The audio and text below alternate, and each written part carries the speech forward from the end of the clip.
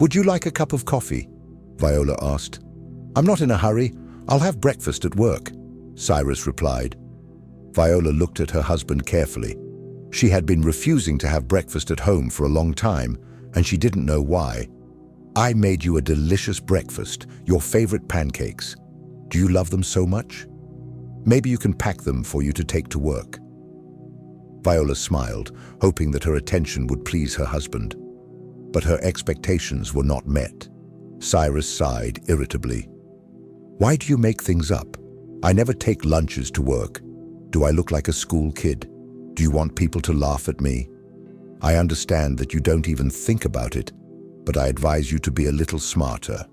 Besides, I don't even like pancakes. That's the thing of the past.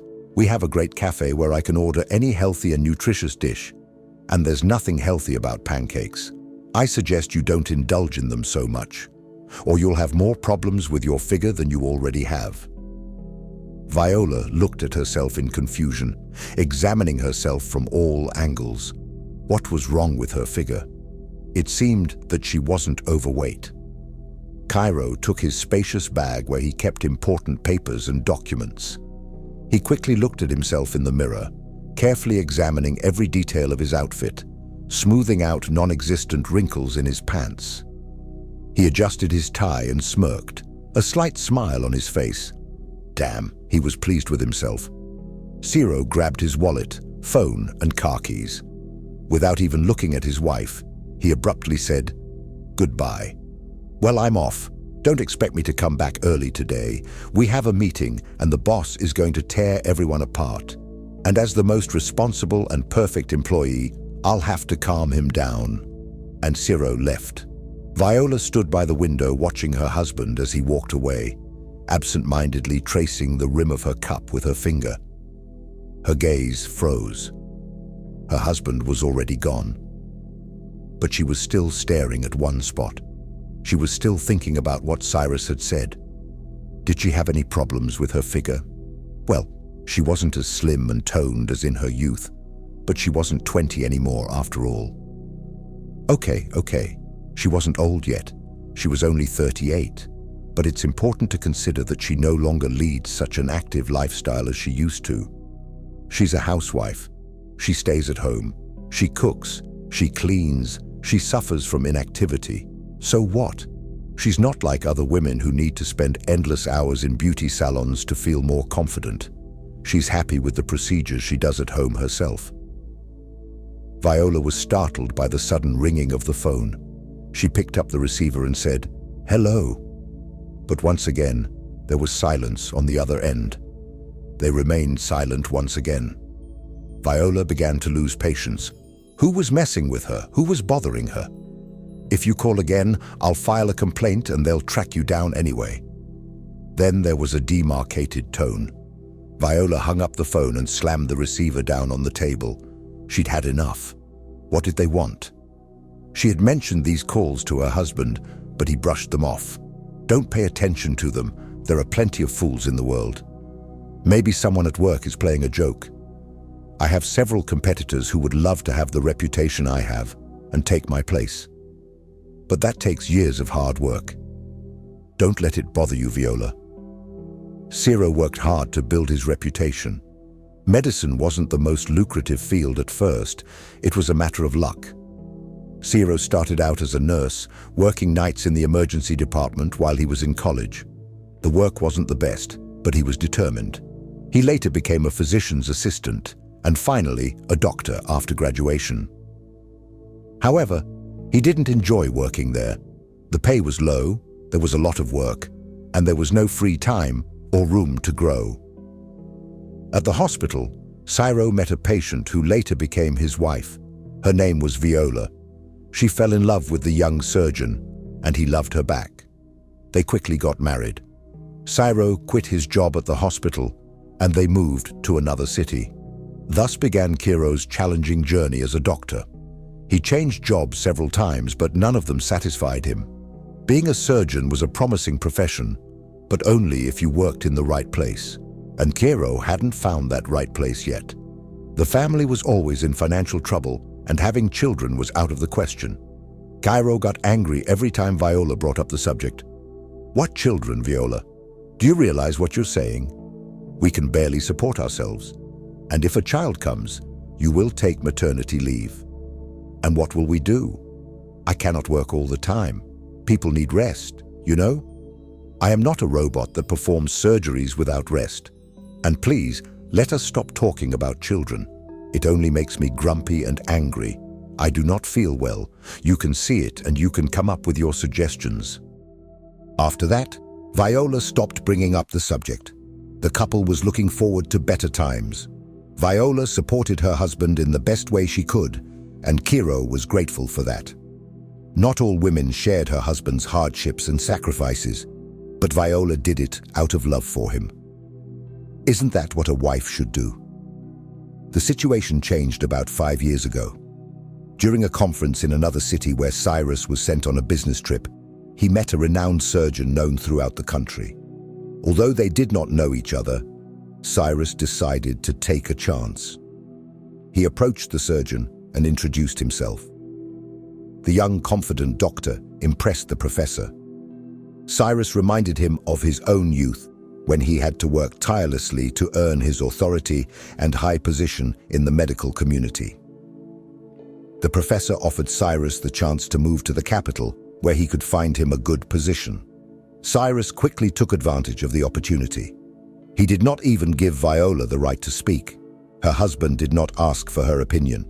She quit her job, and they simply moved to the capital, where the professor arranged for her a position in a prestigious and well-known clinic. Cairo Santos began to work in a very prestigious position, and then the money began to flow to the family. From the very beginning, Cairo gained the trust of the clinic owner, Emilio Navarro. The young surgeon excelled in the operating room. Thanks to his experience in various hospitals where he had to operate on one patient after another, he had honed his skills and gained invaluable experience. Doctors like him were rare. They all tried to get prestigious positions right after graduating from medical school, but Cairo had seen a lot during his practice, and now any surgery was within his reach. Very quickly, Cairo and Viola became rich. They bought a beautiful mansion and had nice cars. Viola no longer had to work. Cairo wanted her to stay at home. She did not resist, as she did not feel comfortable in the capital city. The big city scared her, and she was even more afraid of working. Who was she there? Just another provincial woman trying to make her way in high society? It was different for her husband, who quickly adapted to the big city. She had aspired to this all her life, and now her self-esteem was fulfilled every day. She was in her element. Viola shook her head, snapping out of her memories.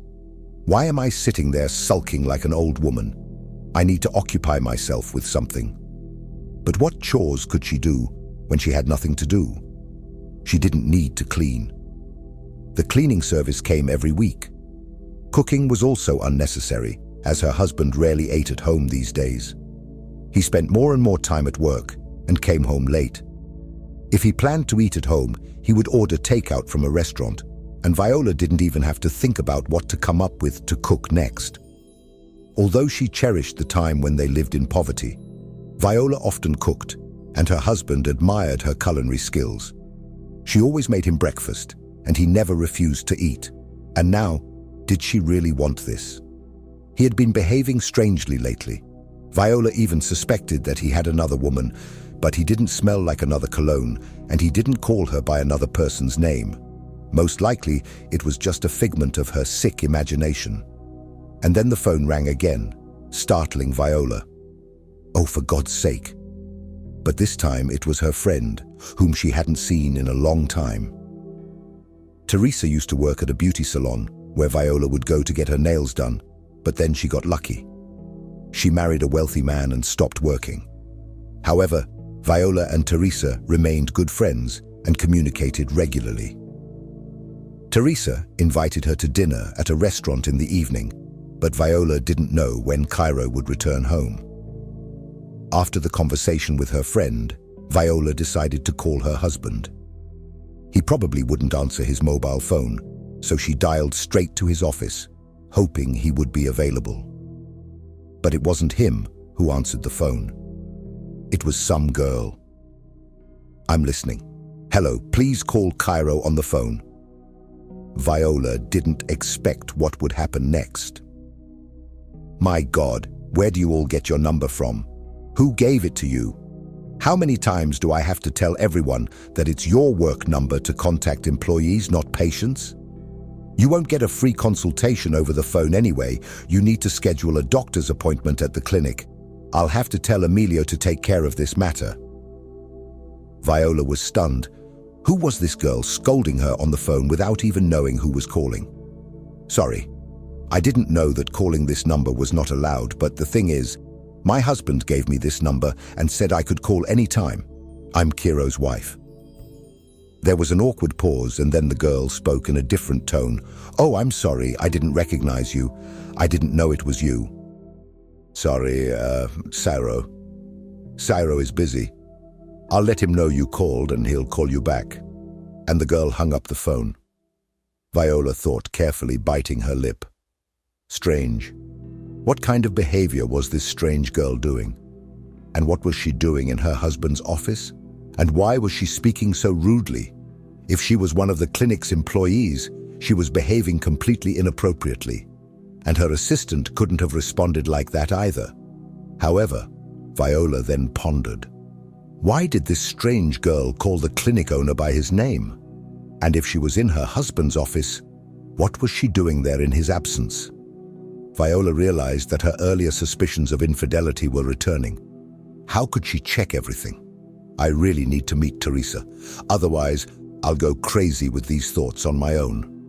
Viola decided to temporarily put aside thoughts about a possible lover of her husband and called her friend. In the evening, she would talk to Teresa. Maybe she would give her some advice, or at least reassure her. In the evening, Viola arrived at the restaurant in a taxi. Teresa was already sitting at the table waiting for her. The friend had become even slimmer, and now, with her tall stature, she resembled a model. No one would have guessed that this girl used to work as a manicurist. Teresa quickly adapted to the good life and learned to enjoy all the pleasures of a well-off lifestyle. However, this woman was very intelligent and observant. She could find a solution even in the most dire situations. When Teresa saw Viola, she got up from the sofa and ran to hug her. "Viola, I've missed you so much, darling. I'm so glad to see you, you have no idea, and I'm ready to squeeze you to death. I hope you're free. I have big plans for tonight." Her wide smile turned into a serious expression. Viola laughed. "Yes, I don't have a car. I came by taxi. I want to relax tonight, too." Teresa immediately smiled again and squeezed her friend's hands tightly. "Great. Everything is going according to plan. I especially like you today. Come on, sit closer to me. By the way, remind me to tell the restaurant manager that these sofas are just wonderful. It's been a long time since I was so comfortable, and I especially like this corner. There's no one near us. No one will interrupt us while we're having fun and gossiping." Teresa laughed loudly. Viola couldn't help but smile, looking at her energetic friend. Viola wasn't like that. Although there was a slight age difference between them, only 4 years. Teresa was 34, but in terms of energy, Viola was much weaker. Apparently, it must be something inherent to a person. It was strange how such different women found common ground and became friends. But that was how it was. Teresa was radiant, full of emotions, and looked like a young girl. Viola, on the other hand, was reserved like a typical mature woman. An hour and a half passed unnoticed. The women dined and drank 2 glasses of wine each. Teresa was the one who talked most. Her active life was fascinating, and Viola listened to her with pleasure. Teresa vividly described each trip in such detail that Viola could imagine every aspect. When the flow of stories subsided, Teresa looked intently at her friend and unusually softly said, "I understand that you won't start talking on your own, right? But I can see everything. There's something wrong with you, so you better tell me. I won't leave you alone. So what's wrong? Health problems? Depression? Husband? Viola realized that Teresa would eventually come to the truth. It was better to ask her for advice right away. It's because of my husband. Something's not right between us, but don't think I'm crazy. There's no proof. It's just a feeling. My intuition never fails me. As sad as it sounds. I think he has another woman, but I only suspect it without any proof. Teresa listened to her friend. Viola talked non-stop about the clinic, her late arrivals home, the silent calls, and her dismissive attitude. When she finished venting, she immediately felt relieved. You know, I understand now that this is all nonsense. I'm making this up out of boredom. I need to find something to occupy me. That way I won't have time to look for evidence of something that doesn't even exist. I'm just being silly. But Teresa didn't laugh and supported her friend as Viola expected. She was very serious. Without a hint of a smile, she said, "Why do you think that everything is made up? You know, I trust your intuition. I have known you for so long and it has never failed you. We do not have enough time tonight to list all the moments. So, my dear, I suggest you think about it. And solving the problem of proving infidelity and loyalty is quite easy. There is no need to monitor the person yourself. There are professionals for that, Viola. They will do all the work accurately and quickly. It is not a cheap pleasure. Rather quite expensive, but it is worth it. Believe me. I have the contact of a good detective who could take on your case. I will give it to you if you decide to go all the way." Viola bit her lip. The alcohol made Teresa's offer tempting. But how could Viola do something like that to her husband? They had lived together for so many years. They trusted each other. They had been there for each other through thick and thin. If she hired someone to spy on her husband, it would be the end of trust. And she was proud that they were honest with each other. "I need some fresh air. I'll be back soon." Viola stood up and headed towards the restaurant exit. Her head was spinning slightly, and she needed some fresh air. She thought she would recover quickly once outside. Teresa didn't follow her. She gave her a chance to be alone. Viola was outside for about 5 minutes. It was already dark, and her mind cleared a little. She calmed down. Just as she was about to enter the restaurant, someone called out to her, "Viola, is that you?" Viola was startled and turned around. The voice was so familiar, and she looked closely at the man standing in front of her. No, it couldn't be. It couldn't be. "Roberto?" Viola exclaimed in astonishment. The man before her smiled widely and walked over to her. "You recognized me." Roberto suddenly hugged Viola tightly and spun her around. Viola was shocked and then burst out laughing. She clung to her man's shoulders and closed her eyes, momentarily sinking into memories. Roberto was her high school sweetheart. They fell in love in high school, and then their paths parted. They had been very much in love with each other for 2 years. The whole school knew about Roberto and them. Everyone was convinced that it was true love and that they would never part. The students themselves were making plans, imagining a whole life together. They couldn't imagine any other way. Viola and Roberto's parents were joking at the prom that they would soon have to plan a wedding. Everything was wonderful, but their plans fell apart when Roberto didn't get into college and was sent off to military service. After his service, he never returned to the city. His parents decided to move abroad, taking their son with them, and disappeared. Contact between the two lovers was lost. Viola suffered for a few months and then realized that life goes on. She needed to move on without Roberto, without the memories, without the suffering. And then she met her husband, and the past love simply faded away on its own. Viola never met Roberto again, as life scattered them in different directions. This unexpected meeting awakened something deep in Viola.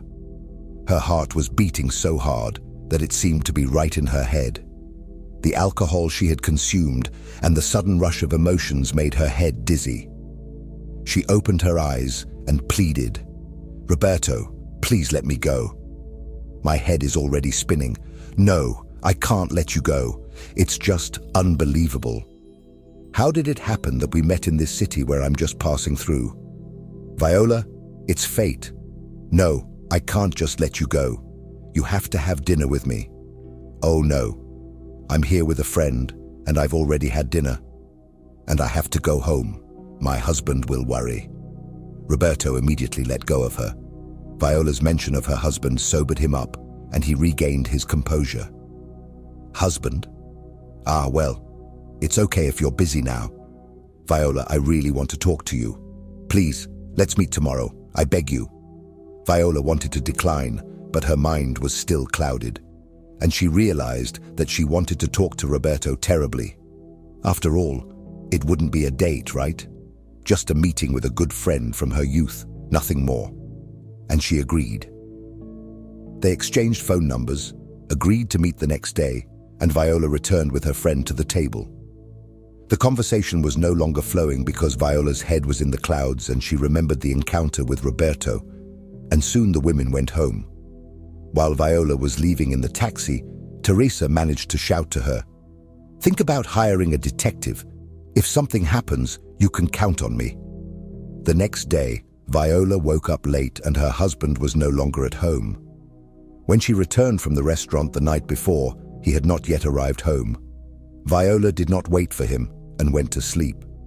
She heard him come in at night, but then fell back asleep, and in the morning, he had disappeared without a trace. Viola realized that waking up early to see him off was pointless.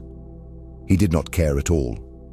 She sent Kiro a text message informing him that she would be meeting a friend in the evening. He read the message, but did not reply. Viola snorted. Well, why bother replying if she doesn't care? It's okay then. The day passed unnoticed. Viola changed her clothes several times trying to find the right one. She didn't know what to do with her hair. Then she caught herself thinking that she was acting like it was a date.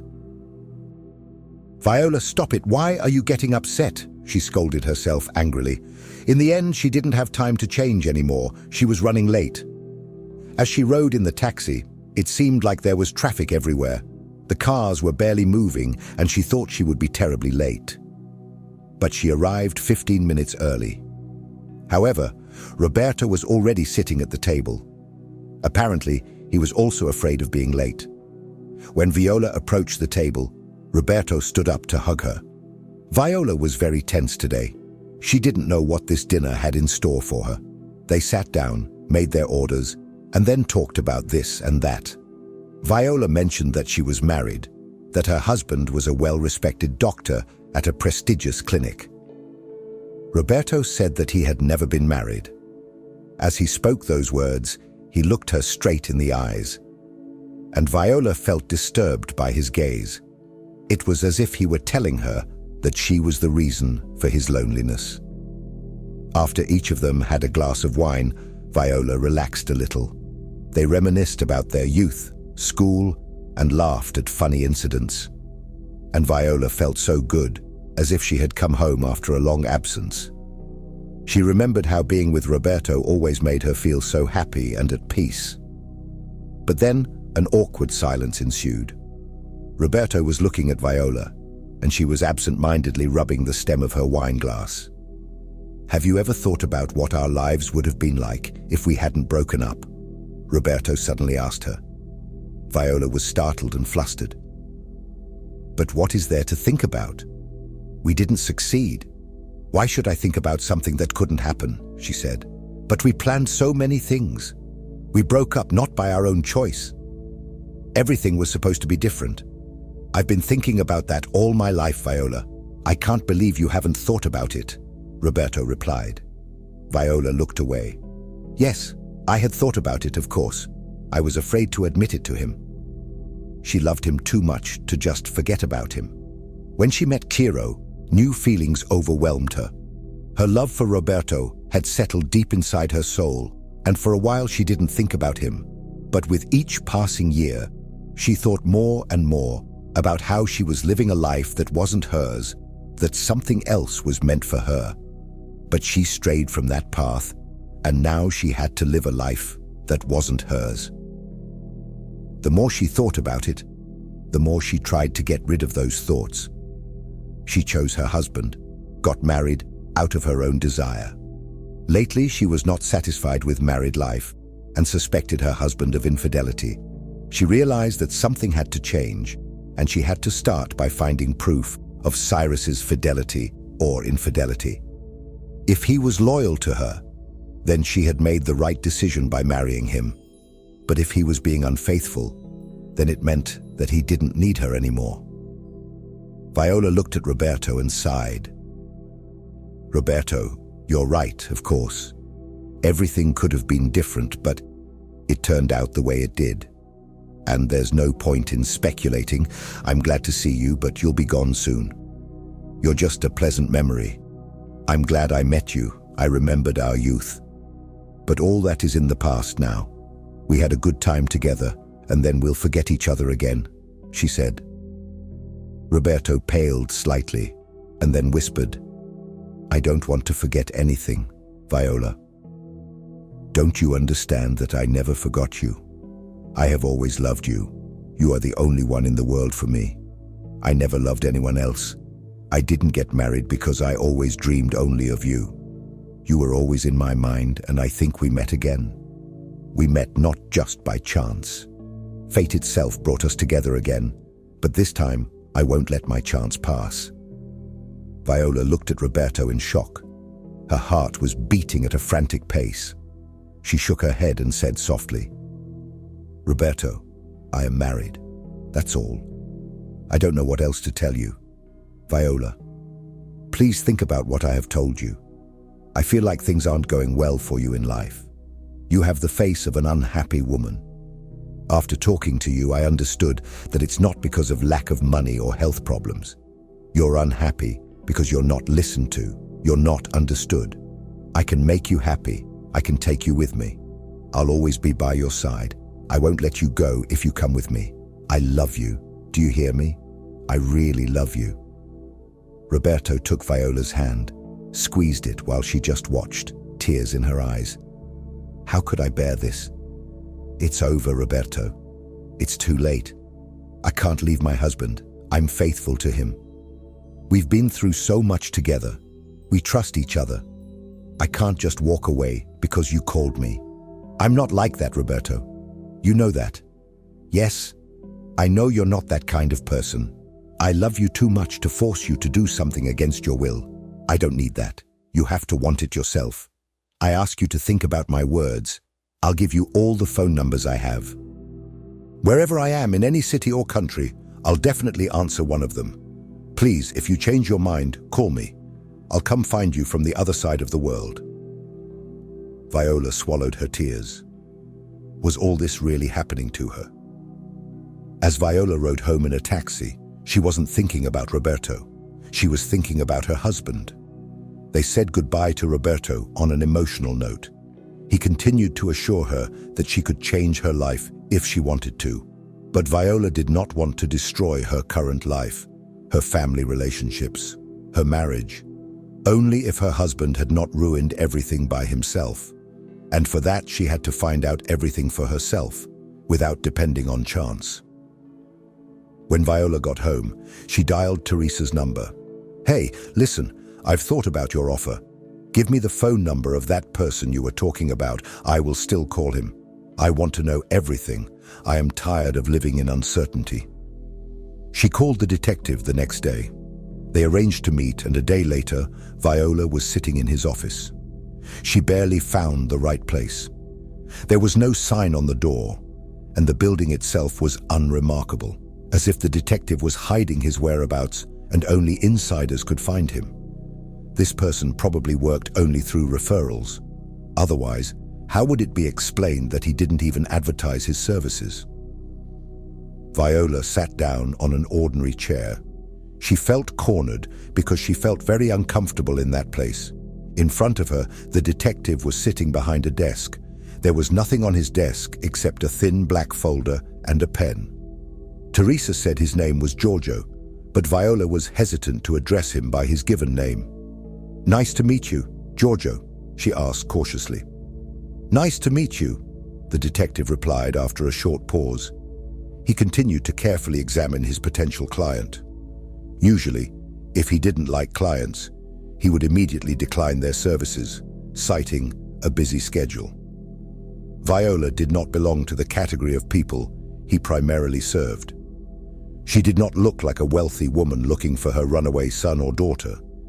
She didn't look like a cheated wife either. She was too modest and reserved, which made it difficult to extract the necessary information from her, and there was not much money to be made either. He didn't like working with such people. He was more attracted to wealthy clients. However, Teresa had guaranteed for her friend, telling the detective that the woman could pay the required amount without problems, but she needed the help of a professional, so Giorgio agreed to meet with Viola. And when he saw her, he was shocked to find that she looked like his late sister. Even before starting a conversation with Viola, he already knew that he would help her in memory of his sister and would not even charge her money. Or maybe just a token amount. "Okay, I hear you," he said, seriously. Viola got a little nervous. She didn't know where to start a conversation like this. How does one ask for a favor? Or should she immediately discuss payment?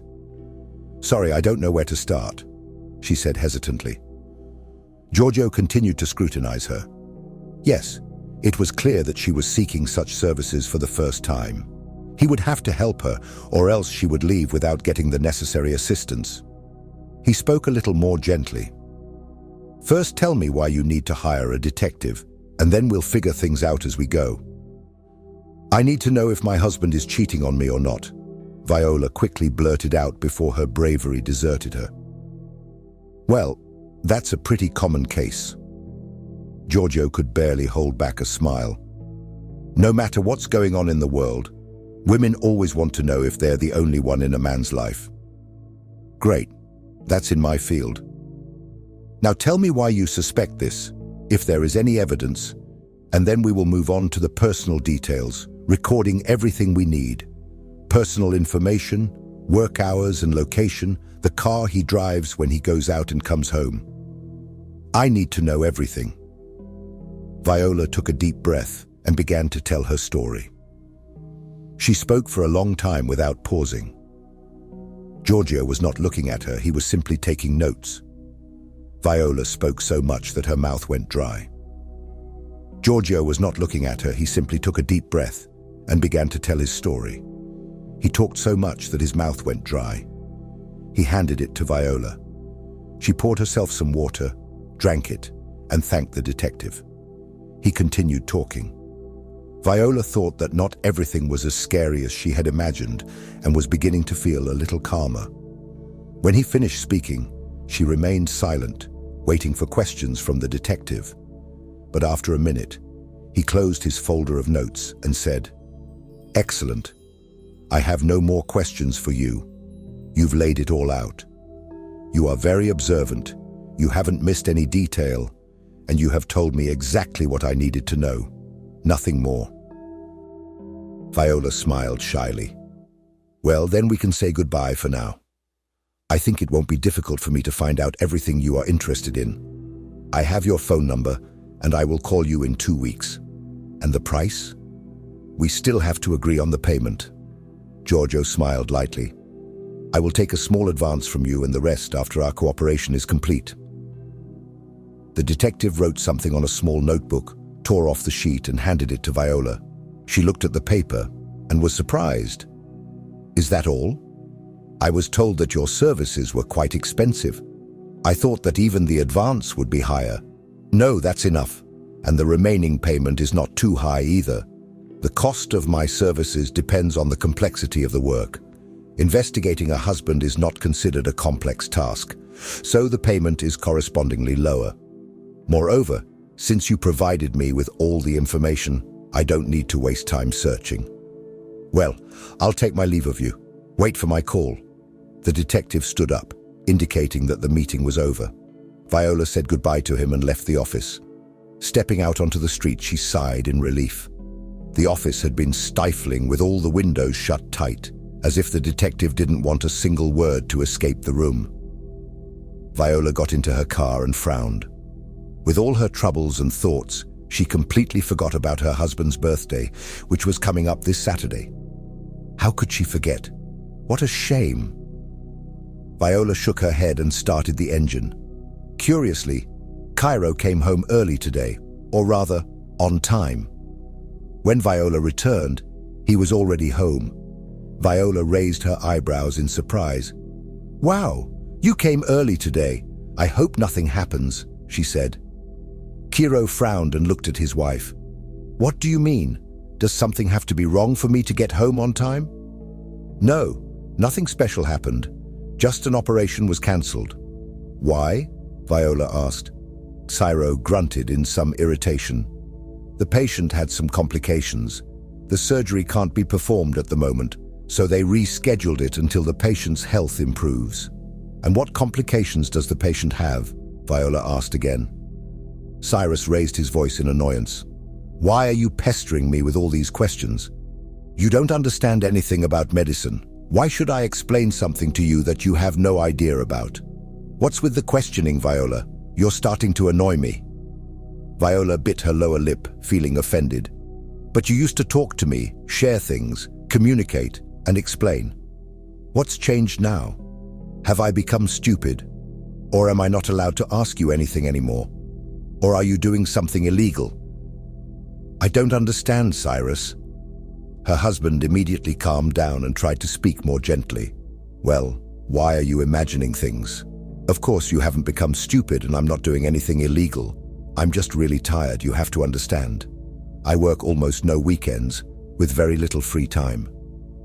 I don't even feel like talking when I get home, and here you are bombarding me with a million questions.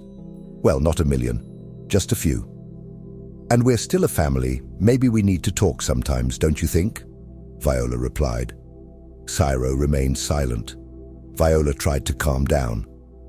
"Well, there's no need to get upset right now, it's totally unnecessary. I needed to address another more pressing matter. I understand that you don't want to talk. You're tired and all. But I need to find out something, so you'll have to talk to me. It's your birthday on Saturday. Do you have any plans, or will we spend the day together?" Cairo answered hastily.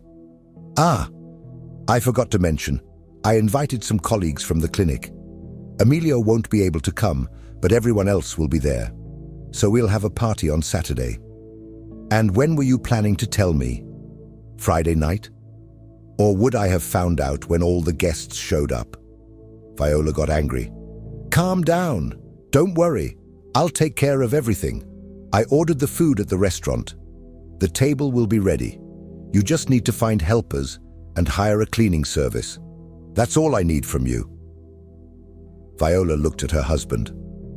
What was happening to him? He didn't seem like himself. Talking so casually, and organizing the birthday party didn't turn out well. She was a little surprised by the fact that she wasn't the one planning the party as the hostess of the house. "Well, I had to be patient. I would soon find out everything and understand if there were serious reasons for concern." "Well, let's continue. How many people will be there? What should I prepare for?" Viola asked. "About 15 or 20 people. Don't worry, we'll fit in. Thank God we have plenty of room," Cyrus replied. That was the conclusion of their conversation. Viola didn't ask anything else, and Cairo didn't say anything else to her. They went to bed in complete silence. Cairo only wished her good night briefly, and Viola replied in the same way. What a wonderful married life. Viola decided to prepare for the celebration a few days before, or rather, prepare herself. She went to a beauty salon, got her hair dyed and a small haircut, got her nails done with red polish, even got eyelash extensions, albeit with a natural effect, but it was progress. Teresa flattered her when she saw her on the eve of Cairo's birthday. "Well, my friend, you have surprised me. I have never seen you so dazzling. You have outdone yourself. Bravo. Now you just need to choose a dress," said Teresa. "I have a dress. I bought it last year, but I haven't worn it even once. I think it will go well with my looks, replied Viola. Teresa felt satisfied. Well, my friend, do you make me happy? Tell me, has the detective called yet? Any news? Viola frowned. No, there is no news yet. He is due to call in the middle of next week. I am a little anxious, Teresa. What awaits me? Actually, Viola was extremely nervous. She hoped the detective would not bring her bad news, but if he did, then what? Viola, that's life. You can face anything, but I think everything will turn out fine, and you are worrying for no reason. Teresa reassured her. I hope so, Viola smiled, but her heart was uneasy. Saturday came. Cairo was right. He had arranged everything perfectly, and Viola had nothing to worry about. The preparations for the evening were quite hectic, but they were trivial matters. The only thing that scared Viola was that she didn't know anyone among the guests. And why did Ciro organize the party at home? They could have met at a restaurant. Why did Ciro want to gather everyone at home? Everyone gathered. Champagne was flowing like a river, the buffet tables were covered with appetizers, and laughter filled the air. Ciro introduced Viola to some of the guests, and then she seized the moment and hurried towards the bedroom to catch her breath. Looking at herself in the mirror, Viola sighed. Yes, she thought she would shine in this dress, but she had no idea what outfit the other guests would wear. Compared to the dazzling dresses of other women, her dress looked too plain and boring. Ciro didn't say anything about her appearance. However, his gaze carefully scanned her face and then whispered, "What's wrong with your eyes?" Viola replied in confusion. "I got eyelash extensions. Why? Look at you, always making something up. You've never done it before. Why did you get them now? They don't suit you. Take them off tomorrow. You look like a cheap doll from an antique store." Well, Viola didn't expect such compliments from her husband. It hurt her, but she held back. She didn't say anything to her husband. She just shrugged her shoulders and walked away. And now, standing in her bedroom, she wanted to burst into tears. She wanted to rip off all her jewelry, take off her dress, mess up her hair, take off her makeup, and rip out those damn eyelash extensions. But she held back. The celebration wasn't over, and Viola didn't want to make a fool of herself in front of everyone. The last thing she needed was to be discussed and labeled as a surgeon's crazy wife at the clinic. Viola calmed down and left the bedroom. When she entered the living room, she saw another guest standing next to Cairo. She hadn't been there before. Perhaps she had just arrived. She was a young girl, and she was so stunning that any woman present paled in comparison. The girl had long black hair that flowed past her shoulders and almost reached her waist. Apparently, she not only had royal blood running through her veins, but something else as well. Her tanned skin shone in the light. She was very slim, but with beautiful curves. The deep neckline on her chest indicated her best attribute, and Viola suspected that this attribute was not entirely natural. Her full lips were covered in a transparent gloss, and she kept biting her lower lip during her conversation with Cairo. Then the girl adjusted her hair, sweeping her mane forward, and Viola almost gasped in amazement. The dress was even more revealing from behind than from the front, completely open to the top of her buttocks. It gave the impression that the girl was half naked. It was unbelievable. Viola had never seen such a revealing dress on anyone before. It left no room for imagination or fantasy. Just moving one strap of the dress slightly to the side could lead to irreversible consequences. Cairo was talking excitedly to the girl, looking straight into her eyes, while the beauty laughed from time to time, throwing her head back or leaning forward. As a result, her low neckline moved in different directions, revealing even more of her chest, although there was hardly any room for more exposure. Viola frowned. Who was she? There were only her husband's colleagues, but this girl looked more like a fashion model than a doctor, or especially a nurse. It was all very strange. Then Cyrus walked away from the girl, smiling at her. Viola had been waiting for this. She immediately approached her husband and asked, "Who is she?" Cyrus pretended not to understand. "What are you talking about?" "Don't pretend you don't understand, Cyrus. You know who I'm talking about. You were standing with the dark-haired girl. Who is she? Does she work at your clinic?" "Ah, that girl. Yes, she works at our clinic. She's a doctor. And what's her name?" "What do you need a name for?" Cyrus asked, frowning. Viola looked closely at her husband. He was acting suspiciously, reacting strangely to her questions, and seemed nervous all the time. "Why are you talking nonsense? Of course that's a man. His name is Alba, and he didn't come without a reason. I invited her. He was just a little late." "Alba," Viola said thoughtfully, looking at the girl. "How old is she?" "Is she that young?" Kira replied, irritated. "How would I know how old she is?" "I'm not interested. She's probably around 23 or 25. I don't know exactly. Why do you care? Don't we have anything else to talk about?" "You amaze me, Viola."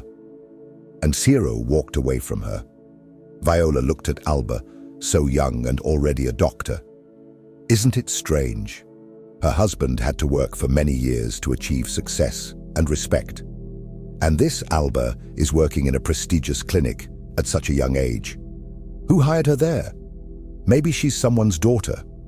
Alba was talking to a lot of people, and everyone was treating her with respect. Apparently, she really has the authority in that clinic, and she deserves it. Viola noticed something else. Alba was obviously looking for someone among the guests, and was constantly looking at the small watch on her wrist as if she was in a hurry. And then Viola understood the reason. About an hour later, Cairo approached her. It was already late, and the guests should have dispersed. But everyone seemed to be waiting for something. Cairo said to his wife, "Honey, something is going on. It turns out that Emilio prepared another gift for me, and it was a surprise. I had no idea, and no one else knew. He organized a private party at the club just for the company employees and bought a ticket for each of them. And now we are going to that party. It's late, of course, but I can't refuse. Unfortunately, I can't take you with me because you don't have a ticket and you've never liked clubs anyway, right? You rest and the guests won't bother you. It's late. We're leaving now.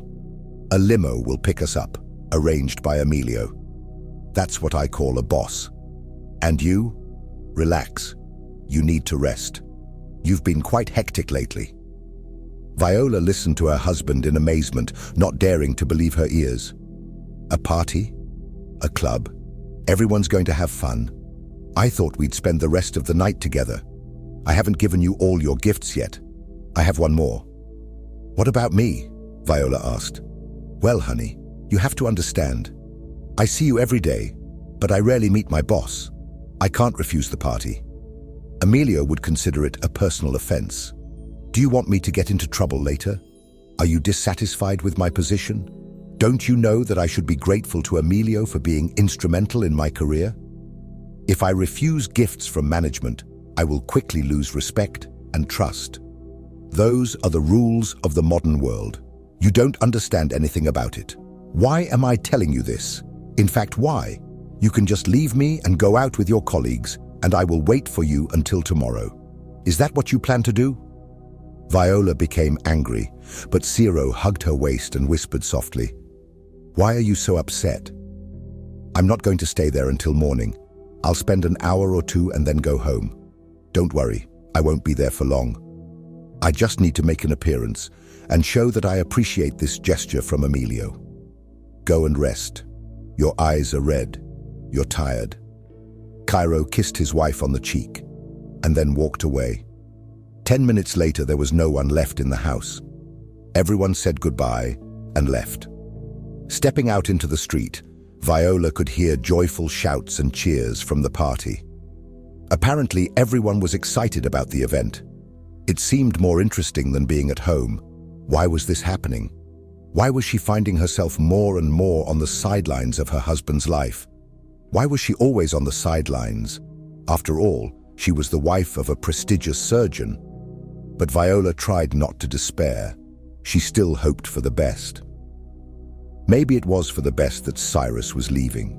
She would prepare herself and greet him properly. She would put on the new lingerie she bought at a women's fashion store.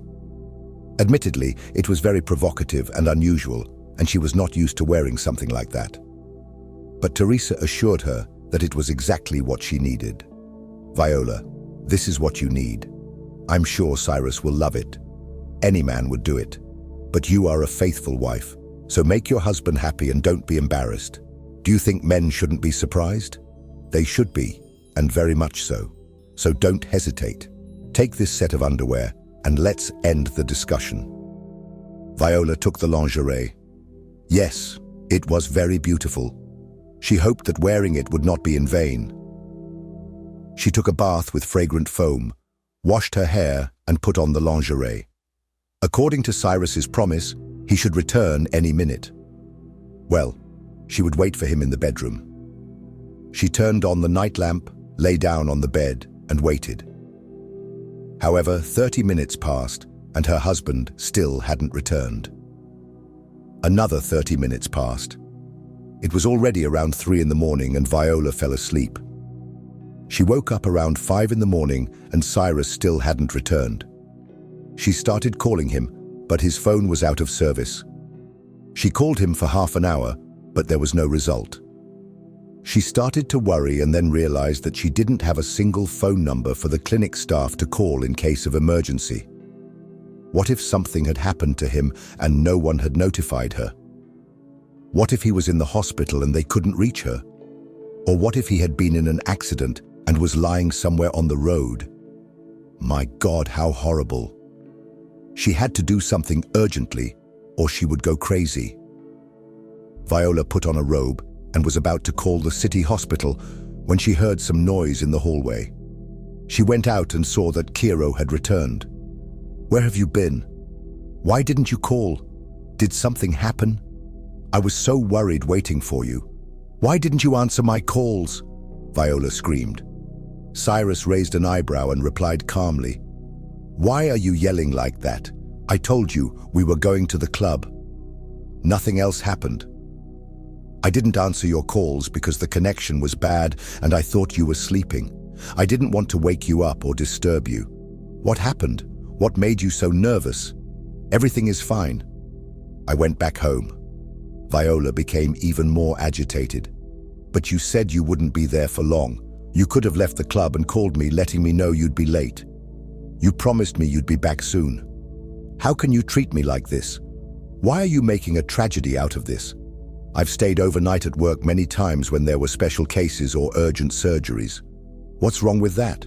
So I was late. It's not a big deal. When I'm late for work, you don't yell like that. I couldn't leave. Emilio wouldn't allow me. We had a little fun and then discussed matters of the clinic. It's crucial for me. I couldn't just get up and leave. Stop overacting, Viola.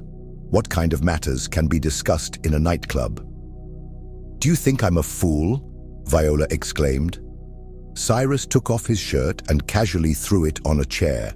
He smiled slightly and said calmly, "Viola, you're like from another world. We had a VIP room reserved in the nightclub. Our company was the only one there. There were no outsiders.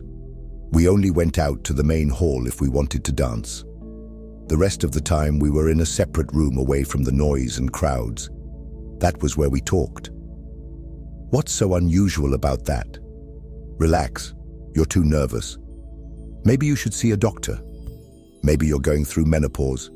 Seriously, you need help. It's not something to joke about." Viola stared at her husband and didn't know what to say. Menopause? He was only 38, still young. Why was he saying such hurtful things? She couldn't take her eyes off Cairo. He was composed. He wasn't staggering like a drunk. She was completely rational. Of course, she wasn't in menopause yet, but it wouldn't hurt to treat her nerves. Every little thing was driving her crazy, and she could feel herself on the verge of hysteria. His constant suspicions were driving her crazy, and she couldn't stand it any longer. She needed to see a doctor and be prescribed tranquilizers. Otherwise, she would surely destroy her family herself. Not because of unfounded suspicions of her husband's infidelity, which she only suspected. Men who cheat do not behave so calmly. They lie, they twist the truth, they get nervous and anxious. But Cyrus was calm, smiling, looking into her eyes. He even hummed a tune as he undressed. It was obvious that he was just relaxed and had a good time, and now he was satisfied. And her? She was going crazy, torturing herself. What a fool she was. She really needed qualified medical help. I was scared for you. I was worried, by the way. I prepared a surprise for you. I put on new lingerie. Viola said softly, and blushing, she untied her robe. But Cyrus, taking a brief look at her, immediately looked at her with regret in his eyes. Oh, darling, it is so sweet, but I am so tired. Let us put it off for later. Someday you will show me, but not now. Tonight has worn me out. I am so exhausted that my eyes are closing. If I do not go to bed right now, I will fall and sleep here on the floor. So let us sleep and talk tomorrow. Cyrus put on Viola's robe, kissed her cheek and went to the bedroom, leaving Viola standing, watching him go. Then he sighed and looked around. How lonely this house felt. How much did she long to be in someone's warm embrace? How necessary was it to be needed by someone? Why did she feel so bad? Why did she sense disaster approaching? The constant anxiety was driving her crazy. It was impossible to be on edge all the time. How much more could she take? Viola drank some water, put the glass on the table. In the silence, a loud knock resounded, making her jump. Viola walked over to the window, wrapped tightly in her robe, which did not warm her, but helped her. She couldn't calm down or get warm. She looked out the window and there was no one outside. Only the occasional short barking of a dog could be heard somewhere. Viola sighed and went to sleep. She would take a sleeping pill. She would lie down next to her husband, who was sleeping soundly. And tomorrow she would calm down and smile at her husband again, waiting for his attention. She didn't know what she wanted anymore, but she felt the resolution was coming. Viola seemed to have a premonition the day before of something that was going to happen soon. When she got up in the morning, her husband was already gone. Viola looked at the clock and frowned. It was already noon. She had never woken up so late. Apparently, the sleeping pills had taken effect. Her head was throbbing heavily from them and from a sleepless night. Or maybe from all the worries. Viola drank water from a glass on the bedside table and wanted to go back to bed, but then she noticed that her phone screen was flickering. Someone was calling, but she hadn't heard it because the phone was on silent mode. Ah, let us call. She didn't want to talk to anyone. She took the phone in her hand to turn it off completely, but saw something that made her react quickly. The screen showed 10 missed calls from Giorgio, the detective she had assigned to keep an eye on her husband. There were also 5 messages from him. Wow, he had been calling her all morning, and she had fallen asleep without a care. Surely he must have something important to tell her with so many calls. Viola immediately snapped out of whatever sleep she had left, and her head stopped pounding. She dialed the detective's number and called him. It took a long time for him to answer, and Viola was nervously wrinkling the bedsheet with her damp hand. And then Giorgio finally answered. "I see you're anxious for news, Viola. Good morning, or rather day." Viola, smiling to herself, spoke nervously, apologetically. "Hi, Giorgio. Sorry, I was busy. I was really busy. In fact, I forgot my phone at home. I just got home. When I saw your calls and messages, I called you right away." Giorgio laughed. His laugh was eerie. It was the laugh of someone who knows other people's secrets. "Viola, it seems you've forgotten who you're talking to. Allow me to remind you. I'm a detective, and I know a lot about all kinds of people, from ordinary individuals to the most famous people in town. I have been sitting in my car in front of your house since 7 a.m. I saw your husband leave, and saw that you have not entered or left the house until now. That means that you have been home all this time. Well, unless it implies that you did not spend the night at home, but that is unlikely. Otherwise, I would have known from your husband's expression that you were not there.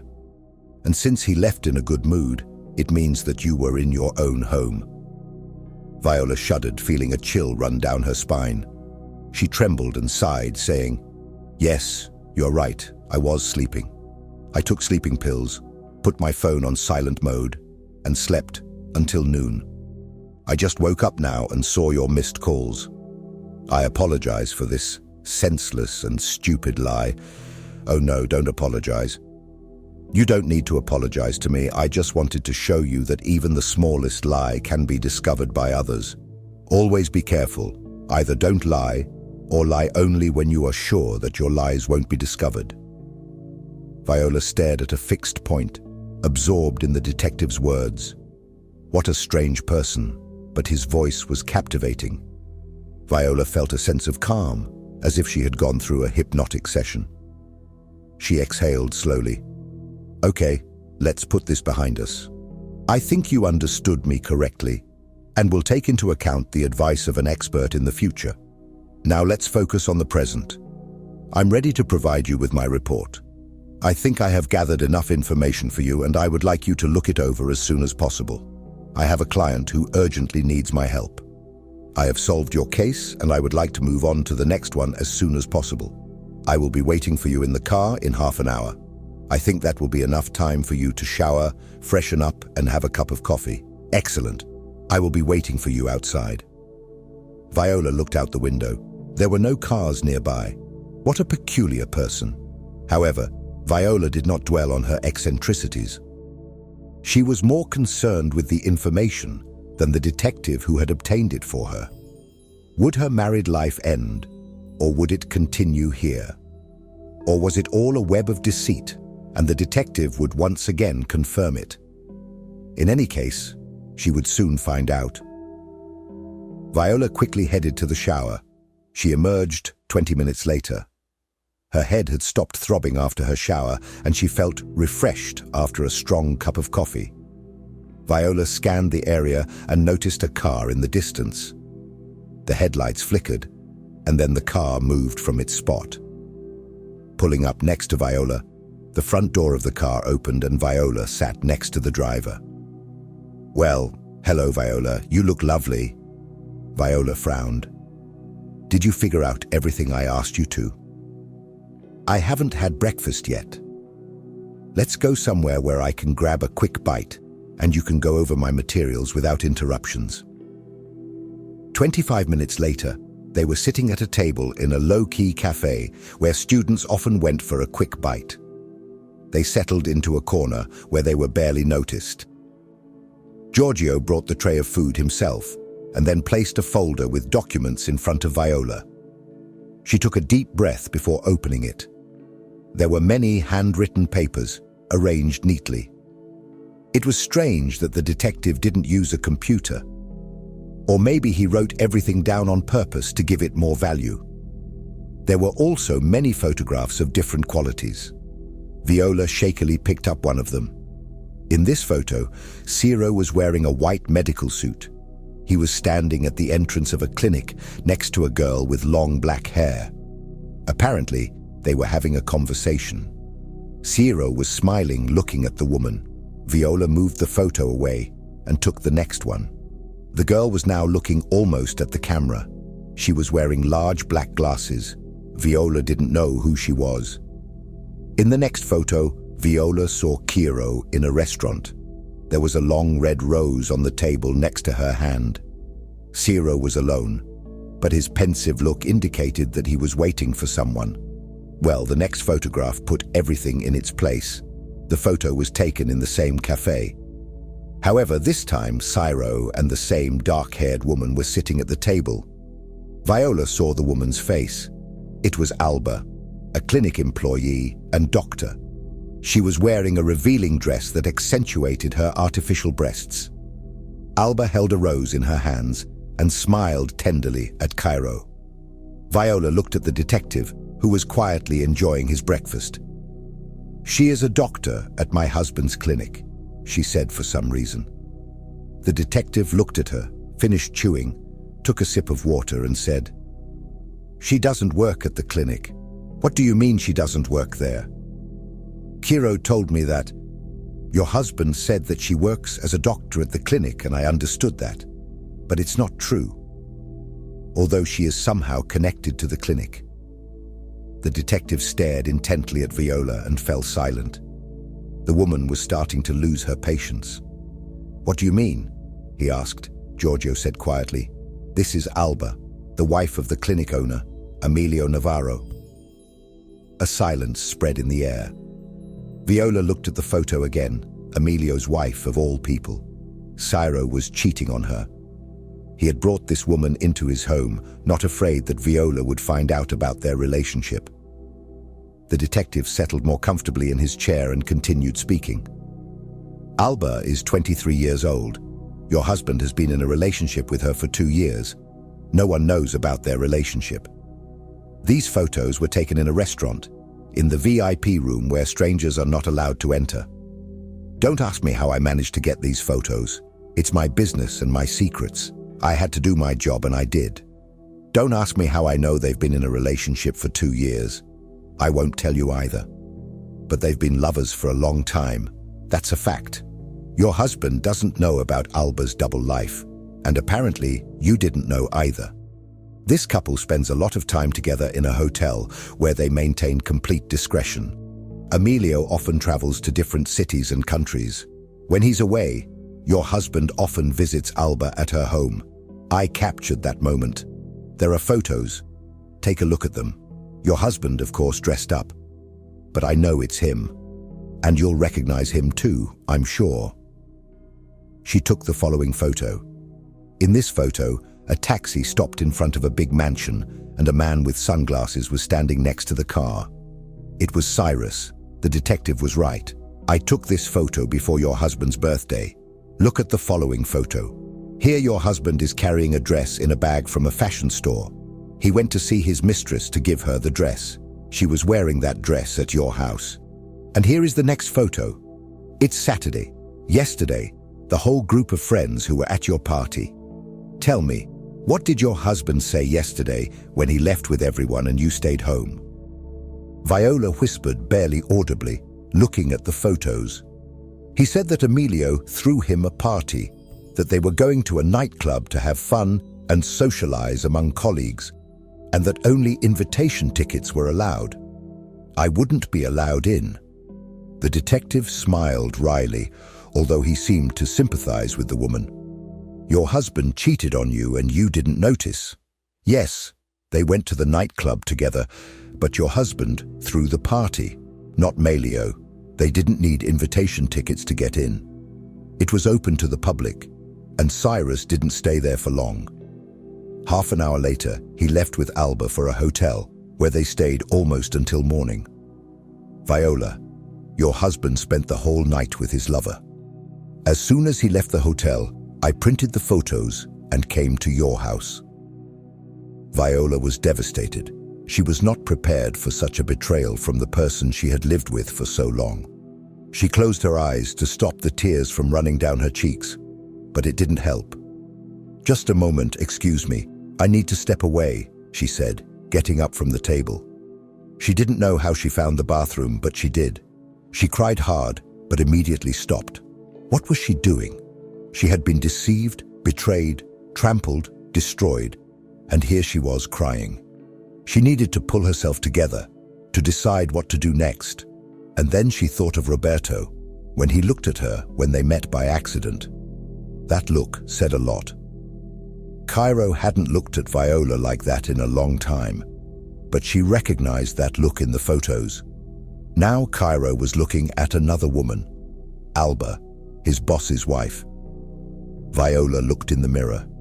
She couldn't do anything else. Their marriage was over today. It ended the moment she saw the photos of Cairo and his lover. Viola washed her face and dried it carefully with a handkerchief she took from her bag. She took a deep breath, put on her sunglasses, and left the bathroom. She returned to the table where the detective frowned at the sight of her wearing sunglasses. But she didn't say anything. She preferred it when people didn't wear glasses, as it allowed her to observe their reactions. People loved drama. Her clients often put on elaborate performances when they discovered betrayals or deceptions. Viola, however, was different. He decided to hide his emotions, hiding in the bathroom. All the documents are in the folder with details of various meetings. There is also all the information about Alba, and you have not yet seen the photos from the hotel. They turned out to be quite interesting, said the detective. Viola interrupted him.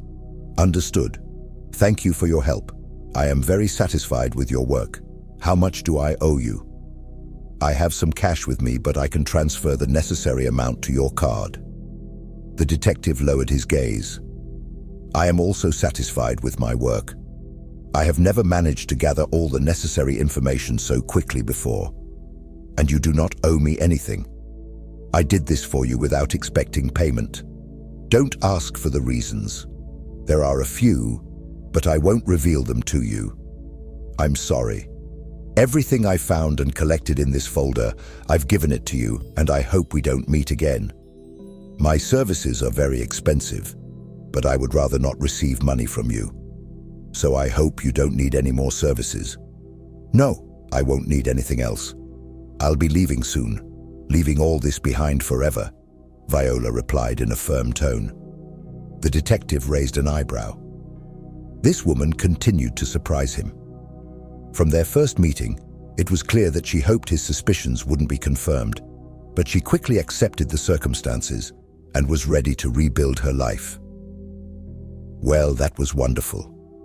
Thank you. You have helped me a lot. I will not try to dissuade you from refusing the money. I see that your decision is final. Good luck. Goodbye, Viola said. She gathered all the papers and photos into the folder. Then she stood up and walked away. The detective watched her thoughtfully as she walked away. Viola called a taxi. While waiting for the car, she pondered what to do next. She had decided to take revenge on the man she loved, the man she trusted, the man to whom she had devoted the best years of her life. The decision came suddenly as she looked at herself in the bathroom mirror. She deserved happiness, not all of this.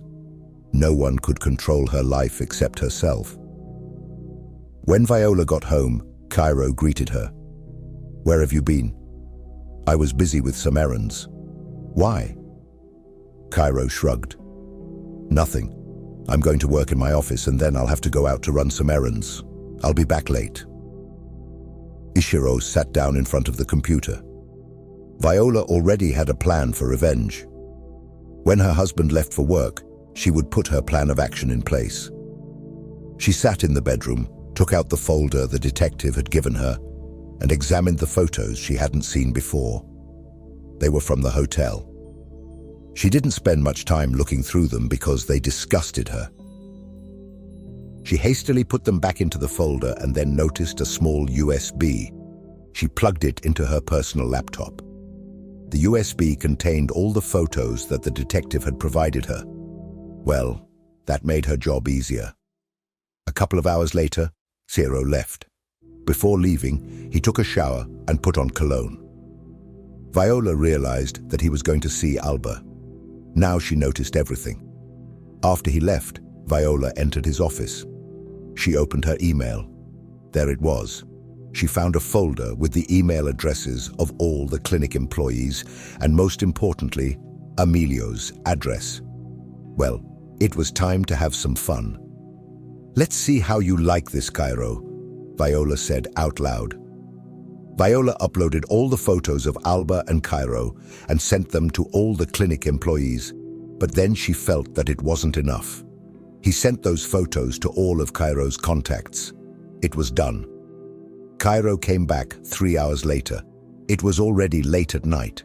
He didn't say anything to his wife, and it was obvious that no one had called her yet. Well, everything would be known tomorrow. Cairo went to bed and Viola sat in the kitchen for a long time. He placed a chair by the window. The woman drank coffee, looked out of the window, and contemplated her life. In the morning, Cairo went to work, and half an hour later, he called Viola. "Viola, I'm in serious trouble," he shouted when she answered the call. "What do you mean?" Viola asked calmly. "You can't even imagine what happened." "Ciro, what's going on? Explain it to me." Ciro roared into the phone. "I've been set up, God." They all received some strange photos that were retouched. Someone hacked my email and sent provocative pictures to all the clinic employees. And not just the employees, my God, it's a nightmare. What's going on here? Cairo said something else, but Viola didn't pay much attention. Then she said quietly, "It was me." "What? What did you say?" "I didn't understand," Cairo asked. Viola said louder, "I said it was me, Cairo. Send those pictures. And you know they're not fake, right? I know the whole truth, Cairo. And now you'll pay for everything you've done." In an instant, Cairo screamed at Viola. "What have you done, you idiot? Where did you get those photos? Who the hell defamed me?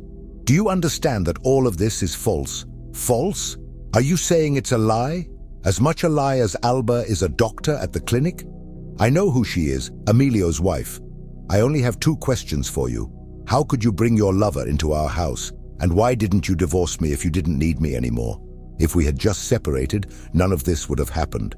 But you lied to me blatantly for several years. You slept with this young girl while I waited for you at home every day. You made fun of me. You said hurtful words. You were once willing to have me in your hands. Why? When did everything change? You simply didn't talk to me. We could have parted by mutual agreement. But you betrayed my trust. You are a scoundrel, Cyrus. And I don't regret what I did at all. Let everyone know who you really are.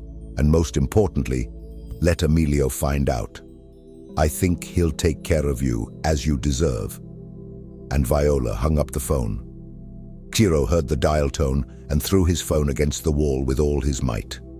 It shattered into several pieces in the office.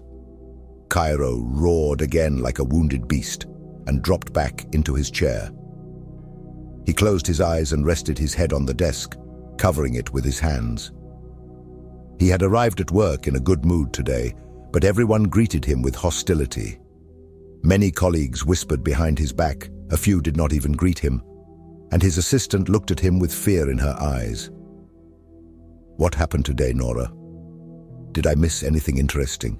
Everyone is behaving strangely," Cairo asked cheerfully as he entered his office. But the assistant was not as cheerful as before. She stammered nervously, "Oh, Cairo, I can't. I don't know what to say, and in general, I prefer not to participate in gossip. I'm leaving. Call me if you need anything." And she hurriedly left the office, startled. Cairo shrugged his shoulders. What's up with everyone today? But half an hour later, Emilio entered his office. Cairo smiled warmly when he saw his boss. He reached out for a handshake, but got punched in the face instead. And then Emilio told him everything he thought of him. And Cairo realized that somehow the boss had found out about him and Alba. But that wasn't all. As a final blow, the boss said, "You don't work here anymore. You're fired. I did a favor for a friend. I hired you. I provided you with patients. I gave you a fantastic income, and you scum. You spit in my face, taking what belongs to me. You humiliated me. No one dares to touch my wife, and you dare to lay a hand on her. You are a nobody here now. You won't be able to find a job anywhere. I will ruin your reputation in such a way that no one will want to work with you. I have great authority. I will make sure that you never work in any city again. You won't even be hired as a janitor, do you hear me? You have signed your death warrant. I don't know who played a prank on you by sending those pictures to everyone from your email, but I'm glad that person has been found. Now everyone will know that you are the scum of the earth. Pick up your stuff and get out of here. I don't want to see you here in an hour." And Emilio left, slamming the door so hard that Cairo's certificate fell off the wall. Cairo immediately opened his laptop and checked his email. Oh God, there were a ton of messages sent to all his contacts. Cairo stifled a groan and opened one of the messages, and there he saw pictures of him and Alba. How awful! Someone had played this dirty joke on him and ruined his life, and that person turned out to be his own wife. It was a complete disaster. "This is a fiasco, man," Cairo whispered. As he gathered his things, not a single person entered his office. The surgery scheduled for the day would be performed by someone else, probably his rival. Well, that's a great way to end his career. When he left the clinic, not a single person looked at him. No one said goodbye. No one even gave him a farewell handshake. Everyone smiled at him when he was a successful surgeon, and everyone turned their backs on him when he was covered in dirt. Meanwhile, Viola was packing her things. She quickly finished with that, called a taxi, took one last look at her home, where she had been both happy and unhappy. She would never cross the threshold of that house again. It was no longer her cozy nest. It was just a house, an ordinary house where another family could soon live. Perhaps they would be happier here than Viola and Cairo.